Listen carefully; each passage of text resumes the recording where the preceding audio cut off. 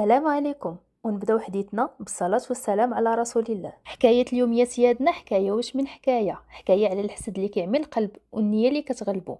واش عمركم شفتوا شي جارة كتغدى بالحقد وكتعشى بالحسد، كارها جارتها غير حيتاش عندها جوج دجاجات وولادها كيضحكوا؟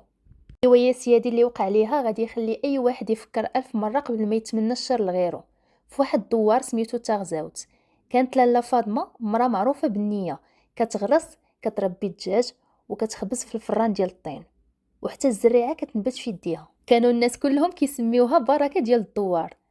ولكن حدا دارها كانت ساكنه واحد المرا سميتها منانه، وهي نورها طافي من زمان. كتقضي نهارها يا العياذ بالله واقفه في الشرجم، كتبرقق في الناس، تحضي الداخل والخارج. كانت يا ربي تحفظنا كتغير من فاطمه بزاف، الله يهدي ما خلق وصافي. كانت يا سيادنا كتحسد حتى الزيت الا تقلى في المقله، كتشوف الدخان خارج من دار لاله فاطمه وكتقول الله يعطيها غير الكحط. ولكن ربي كبير، دعوتها الله يحفظ رجعت ليها. جا واحد النهار الدجاج ديال منانه مرض، والبير ديالها وكح، وحتى الماء ما بقى فيه حتى شي مذاق، ما بقى عندها ما تاكل ما تشرب. وحتى الجيران ما بقى حتى شي واحد كيهضر معاها، حيتاش ولات معروفه بالحقد ديالها. ولات يا سيادي كل نهار كتخرج للزنقه وكتقلب على شي حاجه تاكلها، حتى شافتها واحد النهار لاله فاطمه من بعيد.